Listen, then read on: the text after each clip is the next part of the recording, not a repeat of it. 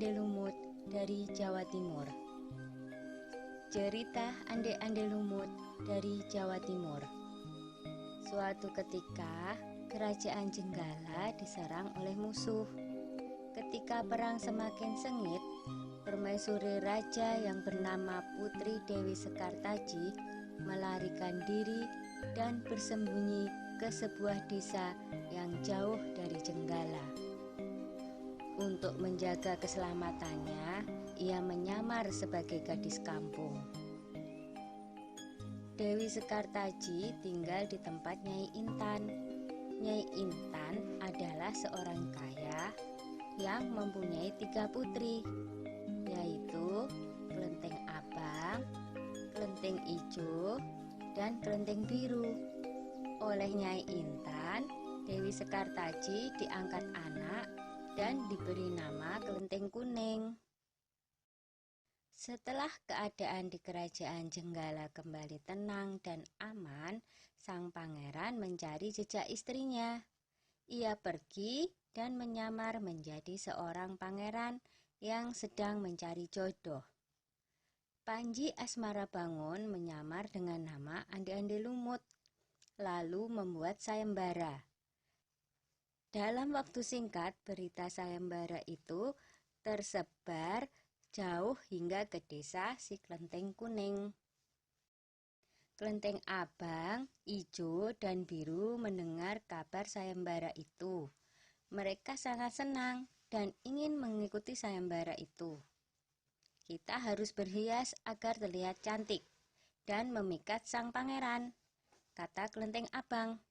Benar sekali. Kita akan memakai pakaian dan perhiasan yang paling bagus, kata Kelenteng Ijo. Hai Kelenteng Kuning, kamu tidak usah ikut sayembara ini, karena kamu tidak pantas mendapatkan pangeran. Lebih baik kamu mencuci baju di sungai, perintah Kelenteng Abang sinis. Ketika Kelenteng Kuning sedang mencuci di sungai, tiba-tiba seekor burung bangau datang menghampirinya. Anehnya, burung itu bisa berbicara dan kedua kakinya menggenggam sebuah cambuk. Wahai Tuan Putri, pergilah ke desa Dadapan mengikuti sayembara itu. Di sana Tuan Putri akan bertemu dengan Panji Asmarabangun. Bawalah cambuk ini, siapa tahu nanti dibutuhkan, ujar sang bangau sambil meletakkan cambuk itu di atas batu. Burung bangau itu lalu terbang ke angkasa dan menghilang sebelum Kelenteng Kuning menjawabnya. Kemudian Kelenteng Kuning kembali ke rumah dan berangkat menuju desa Dadapan. Sementara itu, di tepi sungai Bengawan Solo, ketiga saudara dan ibu angkatnya bingung karena harus menyeberangi sungai, tetapi tidak ada perahu. Bagaimana cara kita menyeberang, Bu? Tanya Kelenteng Ijo dan saudarinya. Lalu mereka melihat seekor kepiting raksasa. Kepiting itu adalah Yuyu Kangkang, utusan Ande-Ande Lumut. Dia diutus menguji para peserta sayembara yang melewati sungai tersebut. Hai kepiting raksasa, maukah kau membantu kami menyeberang sungai? Pinta Kelenteng Abang. Yuyu Kangkang tertawa lebar. Hahaha. Aku akan membantu kalian, tapi ada syaratnya, kata dia. Apapun syaratnya, kami bersedia. Yang penting kami bisa menyeberang, jawab Kelenteng Abang. Kalian harus menciumku, kata Yuyu Kangkang. Dan mereka pun bersedia memenuhi syarat si Yuyu Kangkang. Kelenteng Kuning tiba di pinggir sungai. Yuyu Kangkang mengajukan syarat yang sama. Tetapi Kelenteng Kuning menolak, dia tak ingin mengkhianati suaminya.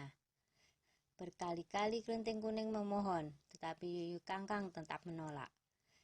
Akhirnya Kelenteng Kuning memukulkan cambuknya ke sungai, dan seketika itu air sungai Bengawan Solo surut.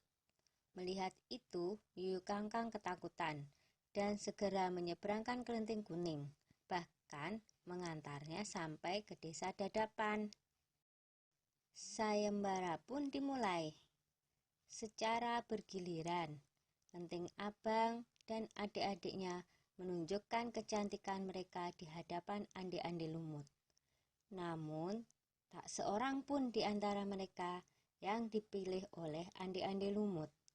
Ampun pangeran, hamba mohon, terimalah salah satu putri hamba, iba Nyai Intan.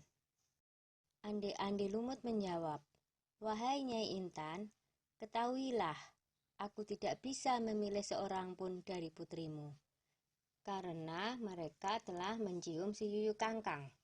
Sambil menunjuk kelenteng kuning, pangeran melanjutkan, aku memilih gadis ini karena dia telah lulus ujian, tidak mau mencium si Yuyu Kangkang.